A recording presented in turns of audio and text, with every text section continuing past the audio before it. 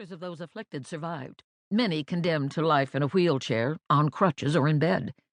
They joined a generation of cripples. If poliovirus attacked the nervous system higher up, in the base of the brain, death soon followed. Paralyzed throat muscles impeded swallowing. A sip of water streamed out the youngster's nose or drained into his windpipe, causing him to sputter and cough. Unable to swallow saliva, he foamed at the mouth. Breathing gave way to gurgling. As his mother wiped the blood-tinged froth from his lips, he gasped for air, drowning in his own secretions. The struggle over, his eyes rolled back, followed by a few muscle jerks, and the mother held her lifeless child. Poliomyelitis seemed to have a predilection for striking infants and toddlers. During the second week of July, 412 new cases were reported in New York. The next week, 712. Terrorized parents watched the figures more closely than the stock market. The disease erupted in Staten Island, Manhattan, the Bronx. It didn't distinguish between immigrants and the upper class. Those who could, fled. Mothers swarmed into Grand Central Station and the ferry docks, dragging their children into the crowds they should have avoided. The exodus of almost 1,200 children a day halted when towns began to bar them. In Hoboken, New Jersey, guards patrolled city entrances. Policemen blocked 150 families trying to enter Hastings-on-Hudson. Distraught, they returned to New York, where the death toll continued to rise. Families unable to afford medical assistance at home were ordered to deliver their infected children to Brooklyn's Kingston Avenue Hospital for Contagious Diseases, where they were held in isolation for 8 weeks. Prohibited from visiting, parents heard stories of hallways lined with metal cribs, children crying out in pain or pleading for water with no one to hold them.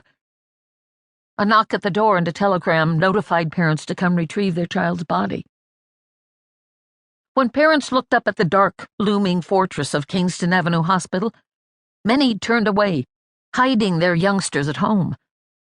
But once a public health nurse discovered a poliomyelitis case in a neighborhood, the sanitary squad conducted a house-to-house search for others. Watching a policeman snatch a child from her mother's arms reminded some of the pogroms that they had fled. By August, every isolation bed in New York was occupied. Many held 3 children. A baby died approximately every 2.5 hours. Fear bordering on hysteria permeated the city. Then, when the weather turned cool, poliomyelitis disappeared, just as unexpectedly as it had come. In America's first major poliomyelitis epidemic, the poliovirus had infected approximately 8,900 in New York, leaving 2,400 dead, and many of the remainder paralyzed. Nationwide, it had afflicted 27,000, mostly children under 5 years of age. For the next 40 years, the carefree spirit of summertime was marred by the specter of this disease, now known simply as polio. 2 years later, another disease ravaged New York: influenza. In 1917, with the country preparing to join the war in Europe, reports of a few cases sounded no alarm. Outbreaks occurred every winter. Characterized by fever, muscle aches, and intense exhaustion, the disease usually ebbed in a week, posing a threat mainly to the elderly and infirm. But in the fall of 1918, influenza metamorphosed into a vicious monster. With no warning, a previously healthy person complained of an excruciating headache, like a demon pounding his temples with a hammer, stabbing his eyes.